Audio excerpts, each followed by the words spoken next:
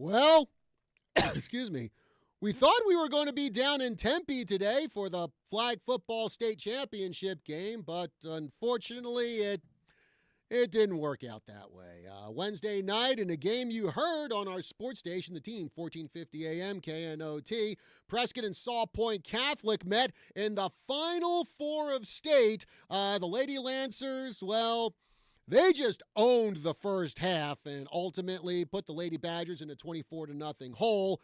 Now, to their credit, Prescott got its offense back on track in the second half, which included an onside play.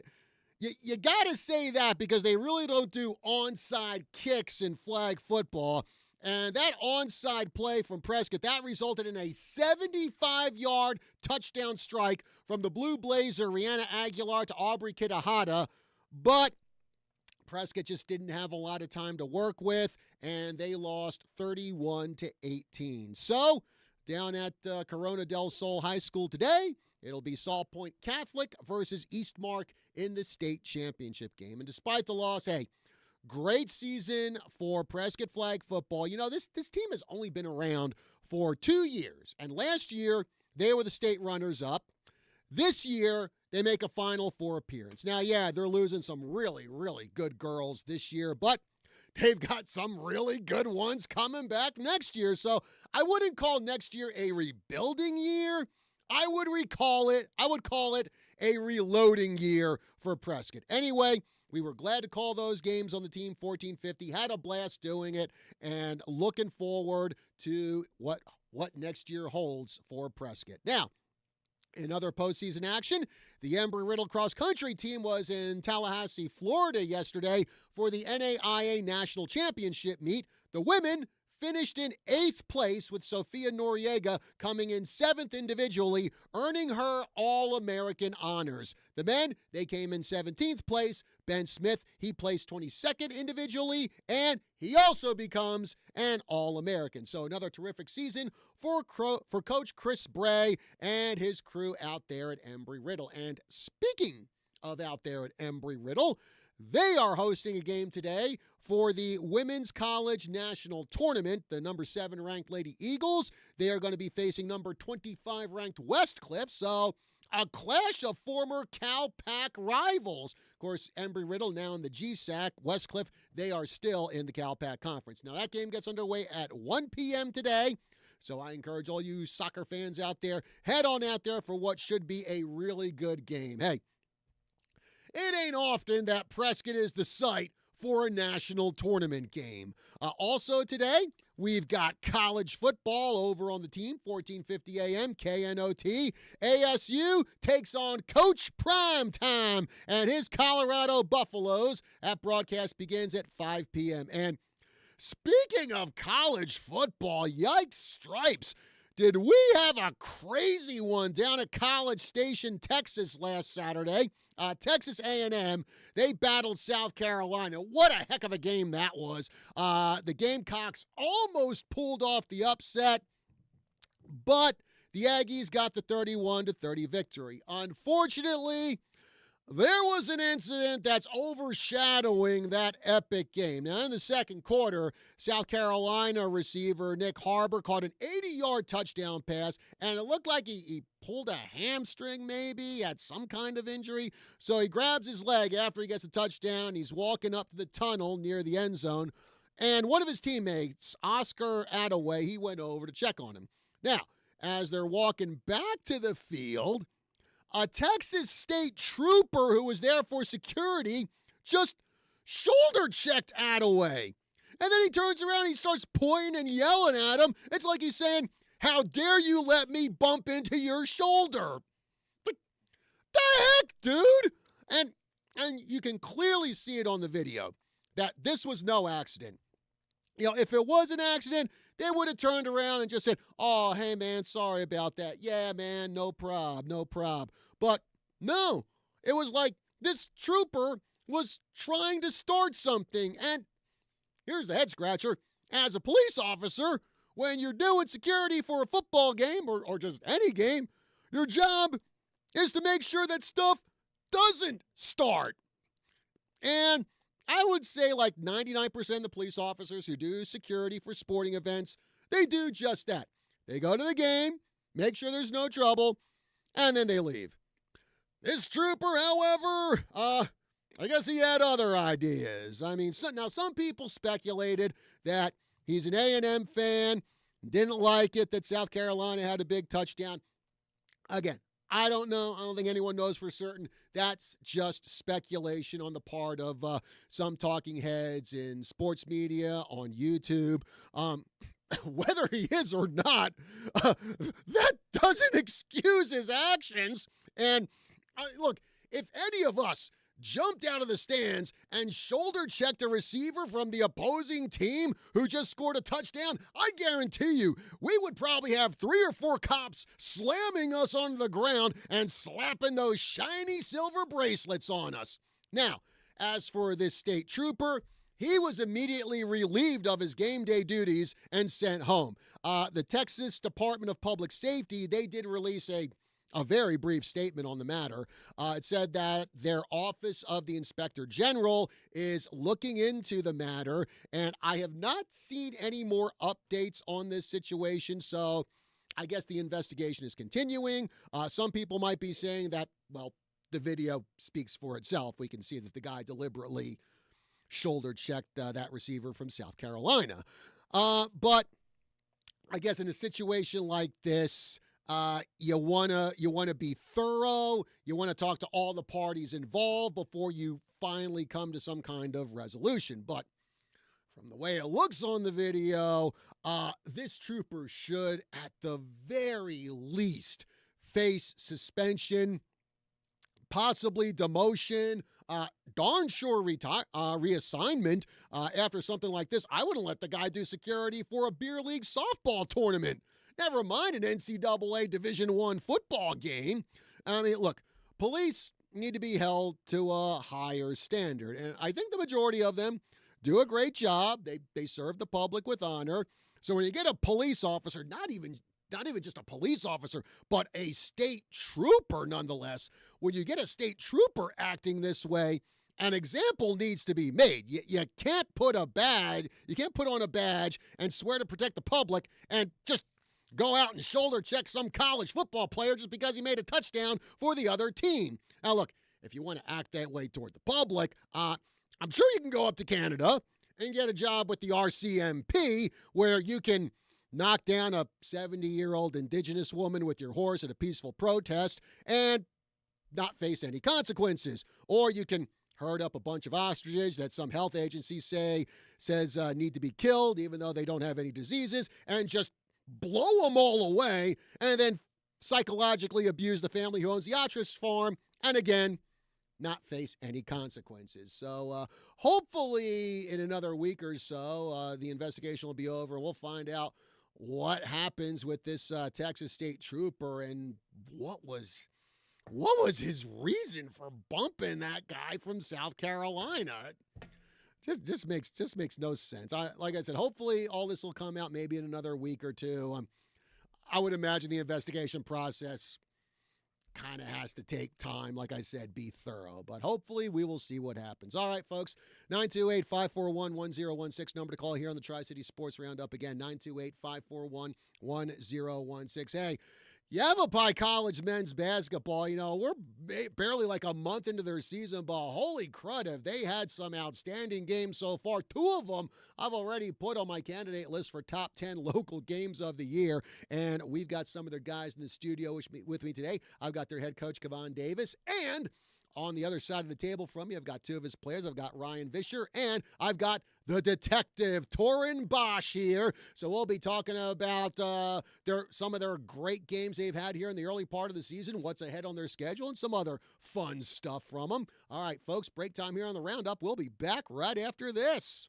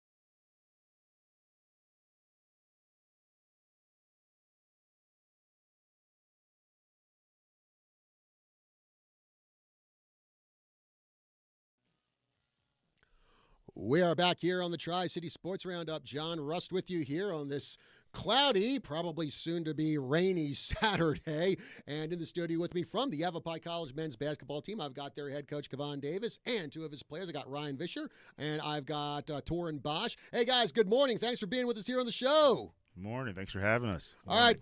So, Coach, got to start with you. Just what a start to the season for Yavapai. I believe you're 5-4 right now, and even those a couple of those losses you've had have just been by the closest of margins.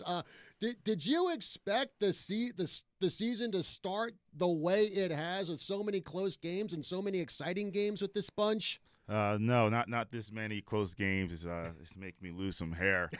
But it's been fun. It's been exciting. I feel like our team has a lot of fight, and we are a much improved group. Ryan, again, it's been a heck of a time out of the gate for Yavapai. I mean, your third game was an overtime win over New Mexico Military Institute, a game where you had to come back from, I think, a 12, 13-point deficit to get that win. So, after a month's worth of games, just what's your impression of Yavapai for this 2025-2026 season? I just think from last year, we play a lot better as a team this year, and we were, like you said, we were down 13, to New Mexico Military, and came back and just stayed together, because last year would have fallen apart, probably lost by more, but we stick together, came back, sent it to overtime, and then I think as soon as it went into overtime, I think we knew we were getting the win. We just knew we were playing together as a team, knew we were hitting shots, so it was a great win for our program, and I think we are very improved this year. And Torin, this is a team that has a lot of new guys on it. Then again, this is a community college, so there's a lot of turnover year after year. But are you kind of surprised the way this team has come together so quickly, where you're able to get so many close wins, not just against New Mexico Military Institute, but you had a buzzer beater win over Mesa last week? Are you just kind of surprised just how quickly this team has seemed to have clicked? No, I'm not surprised. I think since the start of the year, we've all kind of gelled together, and over the preseason, we our bonds have grown, and we've been really prepared for moments like this. So I think it's not a surprise. We knew that we were going to be good. We were going to be prepared for all types of situations. And Coach, for yourself, just talk about what the process was like for putting this team together, for finding guys who you figure would be able to gel right away. Yeah, for me, this coming this year, kind of having my feet under me really for year three. Just I wanted to get high character, high academic kids. That's how I really targeted putting this team together this year. We had a few returning pieces, and so I knew those guys' personalities, and I wanted guys to kind of fit that mold in our locker room and kind of build on some culture that we started to build last year. And Ryan, let's go back to that New Mexico Military Institute game, a very impressive game for Yavapai. And like we said, you guys are down by 13 points. At what point in the game do you feel that things kind of started to turn around for Yavapai? I would say within the last 6 minutes of the game, we really realized that we need to get our stuff together and, play as a team and play what we worked for. And we realized this would be a huge win for Yavapai, really, really big conference team. They play against one of the top programs in the country, South Plains. They're in their conference. So we knew we had to get the win at home, home opener. So I would say we knew within the last 5 to 6 minutes that we had to send it at least to overtime and then get the win. Mm-hmm. And Torin, speaking of overtime, you had Alex Pierce, who I think from here on out, I'm just going to call him Mr. Clutch. I think that's a deserved nickname there. And I just remember watching him. He's on the far side of the court. I think he just stepped over the half-court line with maybe 1 second left to go, heaved the ball up, and boom, right through the net. Just take us through your reactions when you saw Alex make that shot. Yeah, I mean, I know he's a great player. He's a really skilled, really talented player. I knew that he was going to get that shot up. I wasn't surprised to see it fall because he makes those types of shots in practice all the time. So definitely wasn't surprised and happy for him to have that moment. Yeah. So, Coach, Alex gets that incredible three-pointer. You go into overtime. So what was kind of the game plan to try to get that win over New Mexico Military?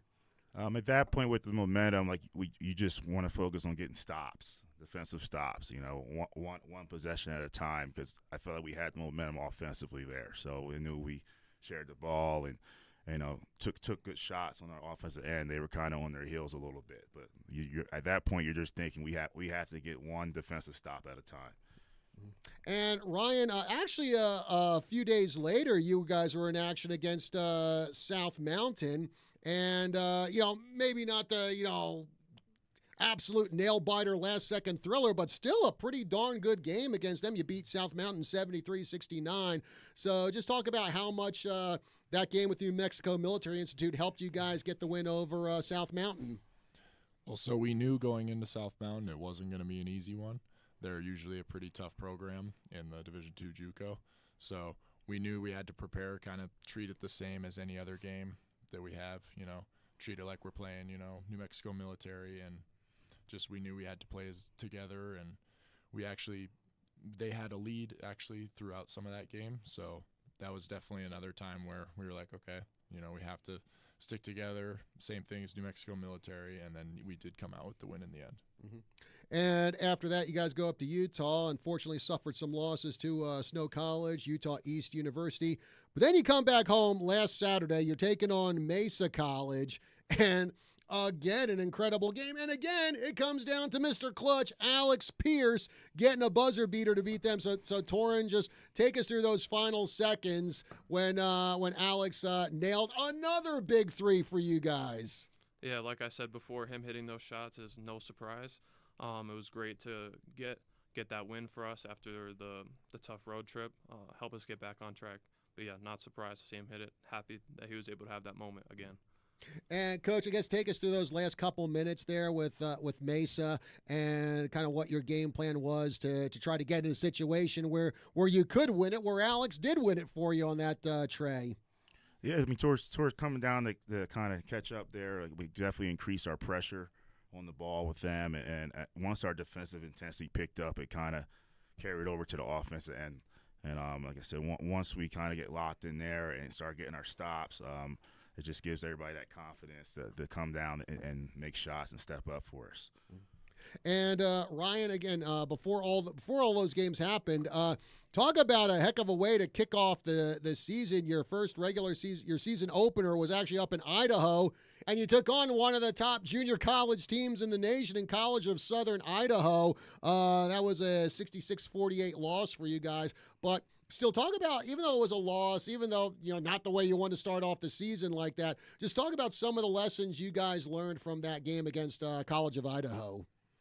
So I do think in the first half we actually played very well against them.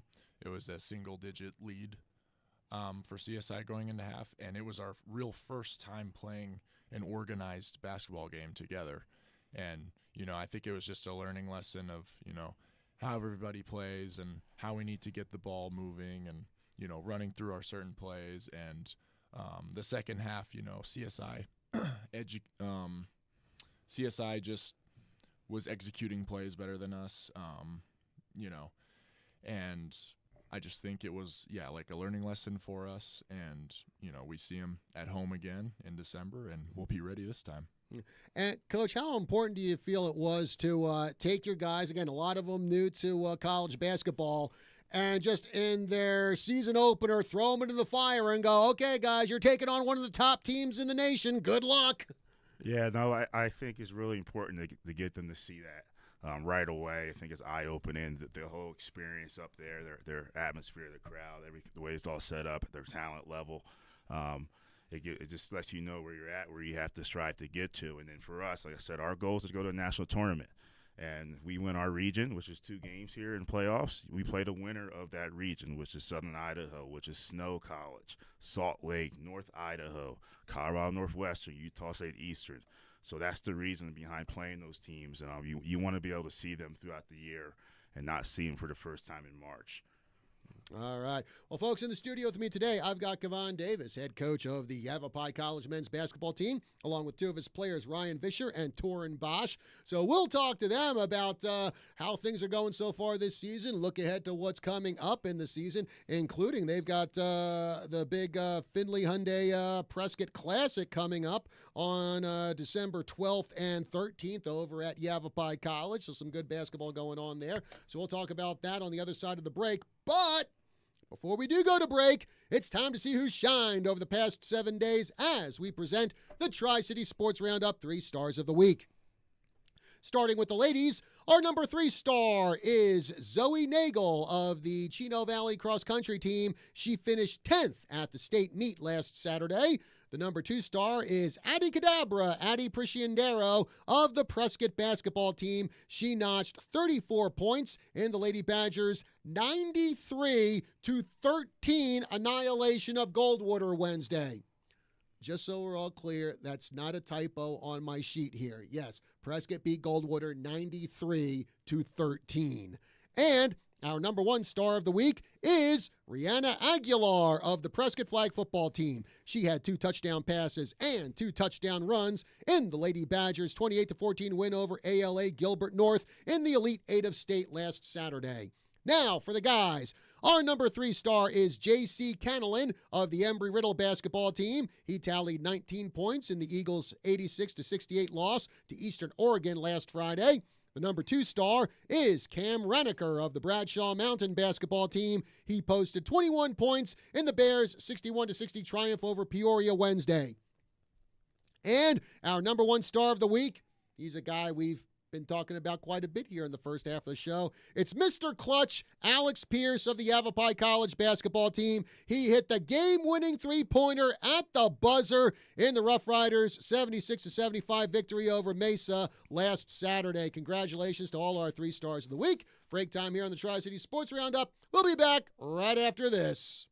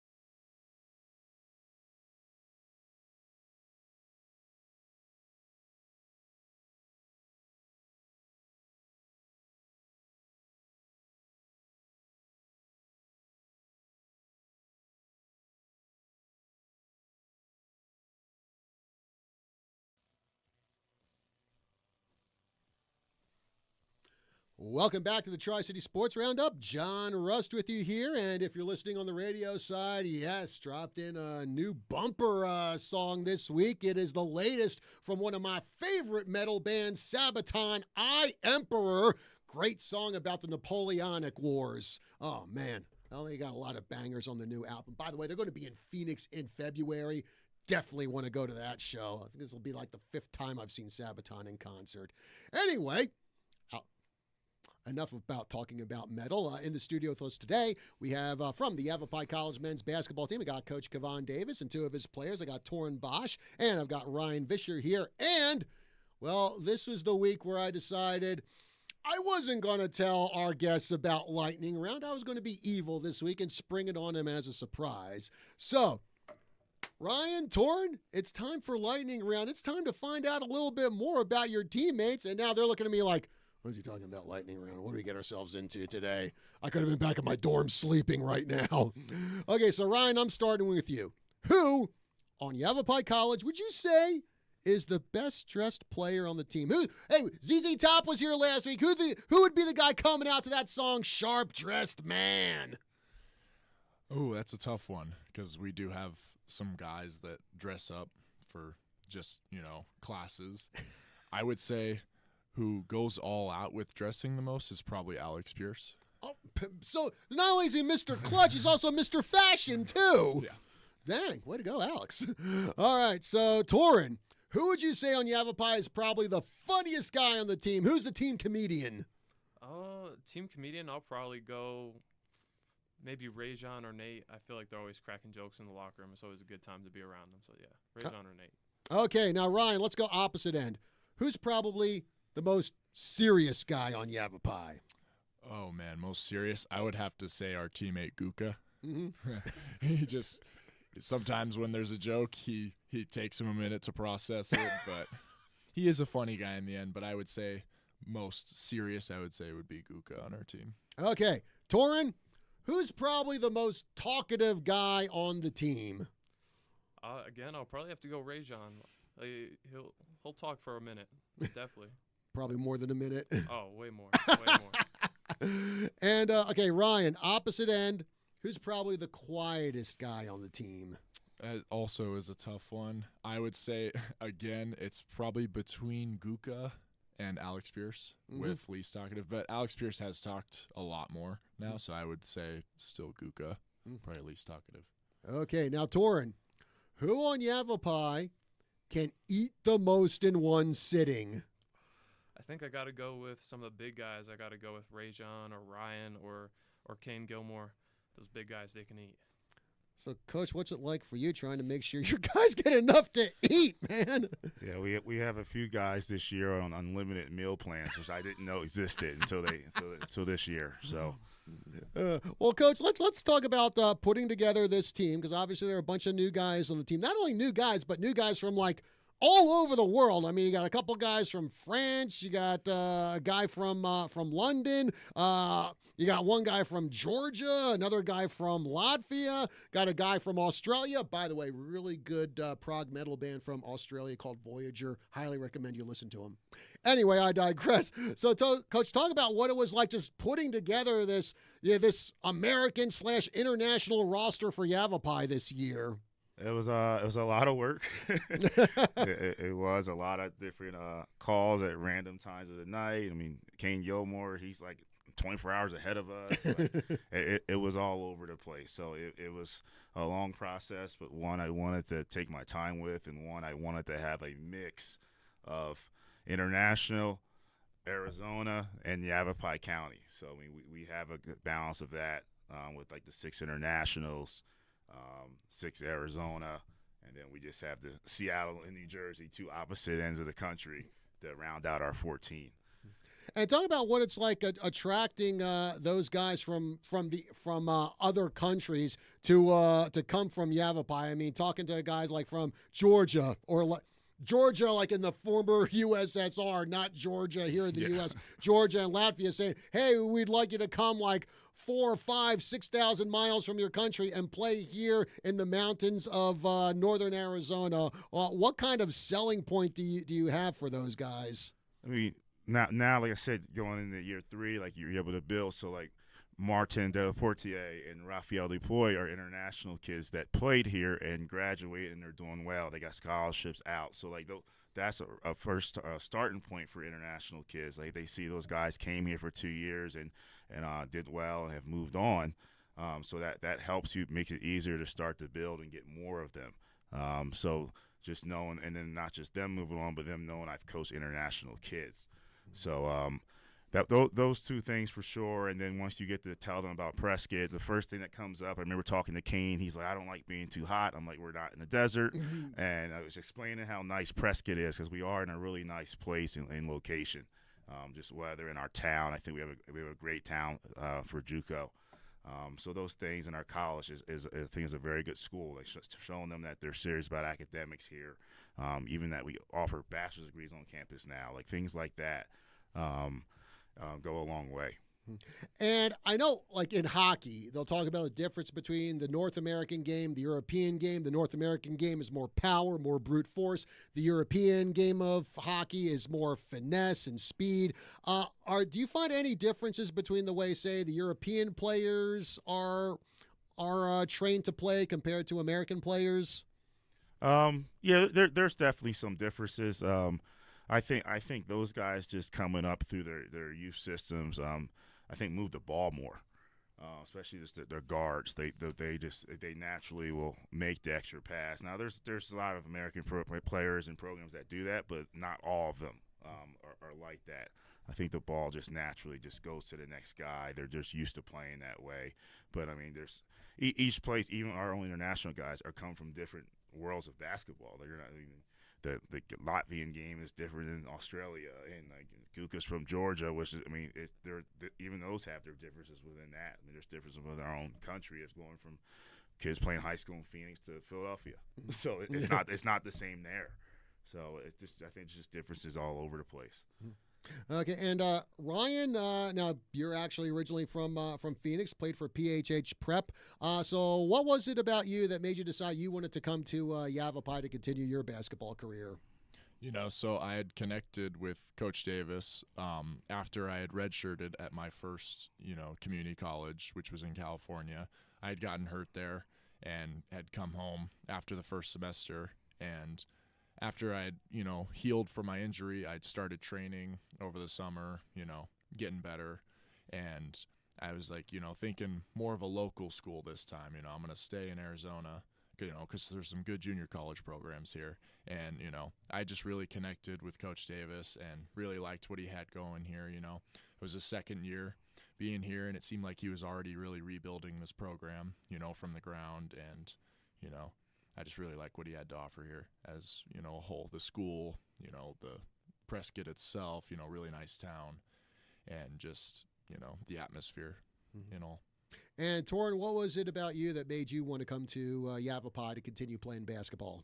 Yeah, similarly to Ryan, I dealt with some injuries at my last school, and being far away in Maryland, having my family back here in Arizona, it was really appealing. To be closer to them, have them be able to come to some games, see them pretty often, and then connecting with Coach Davis and the other coaches. And I enjoyed the campus when I came on my visit, and just I heard a bunch of good things about the school and the program and what we were trying to build here. So it was really appealing all around. And of course, you definitely took a circuitous route to get to Yavapai. Now you did play for Basha High School down in Chandler, but of course you're not a native Arizonan. You're like me. You're a transfer from. You're a refugee from New Jersey. In fact, you grew up in Bergen County, which is just north of where I grew up, down in Mercer County. So just talk about talk about how your family came from Jersey, 2,300 miles to Arizona. It kind of caught me and my siblings by surprise. I remember it was one dinner, we were having family dinner, and our parents just kind of sprung it on us. Then kind of COVID happened, it delayed the move a little bit, but eventually we got it done, moved out here. I wouldn't say that our siblings and me, like, we weren't necessarily that happy about it, but I think we're enjoying where we're at now, so it's been good. And then, of course, you headed back east after your time at Basha, where you had a very successful career. You were the District Defensive Player of the Year. You were an all-region first-team selection. You started out at the Perkiomen School in Pennsylvania, not too far from where I grew up. So what brought you to Perkiomen? So after my senior year at Basha, I was dealing with some injuries, some uncertainties as to what I was going to do going forward. And then kind of mid-season, they lost a player to injury, and they found me. They reached out, so I ended up joining the team mid-season. It was a great experience. A lot of international guys like we have here, and just like being away from my family. That was my first time really doing that. But it was a great experience. Got to play some high-level basketball and be at a great school as well. And then you went over to Baltimore, Maryland County, home of the Retrievers. Pretty interesting name there. So just talk about what your experience was like there. You know, it was a good experience. Being at the Division I level is definitely nice to have that experience, get that under my belt, so I can bring that over to here and help other guys, because I know what it takes to get there. I know what it takes to be there. But the experience was great. Unfortunately, I dealt with some injuries, but it was definitely a good time. Happy I was able to experience that. Yeah. And again, Coach, for yourself at the JUCO level, I'm sure that's one of the big things when you're looking at D1, especially now that you got the transfer portal. There are a lot of guys who go D1 and it just doesn't work out for them. And, junior college is certainly a great place to come to and, get a little more experience and get some playing time to be ready to move on somewhere else. Yes, no, it definitely is. Junior college is becoming really, really hot right now as far as that, because Division I basketball, everyone's just trying to stay old. And so they're just taking grad transfers, and people have extra years now and things like that. So, like, going the junior college route is just becoming more common. Doesn't mean you don't have good grades or anything like that. People are going there to get that experience, get older, bigger, stronger, and then you're closer to the next group of guys that those Division I programs want, that they can come in right away and contribute. Mm-hmm. And, well, we talked about Torrin being back east. And, of course, you're familiar with back east. You're actually from Upper Darby, right outside of Philadelphia. In fact, I remember you telling me you actually had relatives right around my neck of the woods in Trenton, too. Yeah. No, my mother grew up in Trenton, New Jersey, and grew up there going whole life, going to see grandma up there and family. And so pretty small world when I got out here and met you here from New Jersey. Yeah, so just talk about that route you took from going to Upper Darby in New Jersey to coming out here to Arizona. Yeah, no, it's been a journey. I played at Harcum College out there in Bryn Mawr, Pennsylvania, by Villanova, Division I JUCO there. Played at Westchester University, and then when I got done, my old boss hired me back at Harcum. So I worked there for 4 years for a guy named Drew Kelly, who's now assistant coach at UT Martin. Did 4 years there, and that's what really fell in love with coaching junior college basketball. And we could make the Final Four at Hutchinson, Kansas, which is our goal to get out here at Yavapai, get back out there. And then I did 2 years at Casper College in Wyoming, worked for Dan Russell, who's now at Weber State. It was a great experience out at Casper. Actually took the team out there last year to go play and get back out, let them see that region. And from Casper, moved on to Cal Poly, did 3 years there, Division I in the Big West. Which is a great experience, high academic school, and it's a very, very tough league out there. So going from that, the Indian Hills out in Ottumwa, Iowa, they're always top 10, 15 in the country every year. A year there, we were 27-3, something like that. We had like 8 or 9 Division I players, and COVID hit. We didn't finish the year, so we got the number 2 seed in the national tournament, and season over. So because that happened, it kind of led me here to Yavapai. Kind of changed how things went. We didn't finish a year. I go to Maryland Eastern Shore and the MEAC Division I. We don't play there because of COVID. Mm-hmm. So it's kind of those COVID things. Everybody changed everybody's lives professionally and health-wise, things like that. But kind of led me down this path here from not having a season again. Went over to Seward County in the Jayhawk, one of the toughest leagues in the country for junior college, and just like out here, and did a year there before find my way here to Yavapai. Mm-hmm. And, well, Coach, I mentioned this before. You got the Prescott Classic coming up on December 12th and 13th, which is also going to feature a rematch between you guys and College of Southern Idaho. Yes. No, it's going to be great having them down here. They're actually the winningest program in junior college basketball. They're currently 15th in the country. They're 5-0. I'm sure they'll be higher by the time they get to us. So we really want to promote that, get that out. We're playing at 2 in the afternoon. It's before Acker night. It's kind of last day of school. Really appreciative of Finley Hyundai Prescott supporting us, and I said we want to try to pack the place and make a run at Southern Idaho. And you're also going to have another rematch on the 13th as well, taking on Colorado Northwestern College, who you actually beat when you were up in Twin Falls, Idaho, to start the season. Yeah, again, not an easy one. They play in that same league up there with them. They're a tough team. So it's going to be a challenge in a classic, but that's what I wanted. I wanted people to come out and see good, challenging, exciting basketball games. Just hopefully we come out on the right side of them and not win at the buzzer. Can we win with like 5 or 6? Okay? And speaking of rematches, coming up next Saturday, hopefully once all your guys have digested their turkey and pumpkin pie and mashed potatoes, next Saturday you're going to be over in alien country, Roswell, New Mexico. Come on, folks, it's me. I had to drop that reference in there. And you got a rematch with New Mexico Military Institute, and I can only imagine what that game's going to be like. Yeah, that's going to be an intense physical game. They're already ready for us. They're because the way the last game went, beating them in overtime, and it's a 9-hour bus ride. So we're gonna trek out there on next Friday, just to get there, get settled, and play the game next day at 12:30 in the afternoon and get back here. So hopefully we're celebrating a long 9-hour bus ride back with a win. Mm-hmm. But it's going to be a challenge. They play in Region 5. It's one of the toughest leagues out there with those Texas schools. And as you start to see here when they were here, they're very talented and a lot of size and athleticism. So we're looking forward to the challenge. It'll be a fun game. All right. Well, folks, we're coming up to the end of our show here. I want to thank Coach Davis for joining us here from the Yavapai men's basketball team, along with 2 of his players, Ryan Vischer and Torin Bosch. Guys, thank you very much. Congratulations on a lot of really great wins so far this season, and best of luck the rest of the way. Thank you. Thanks for having us. Thank you.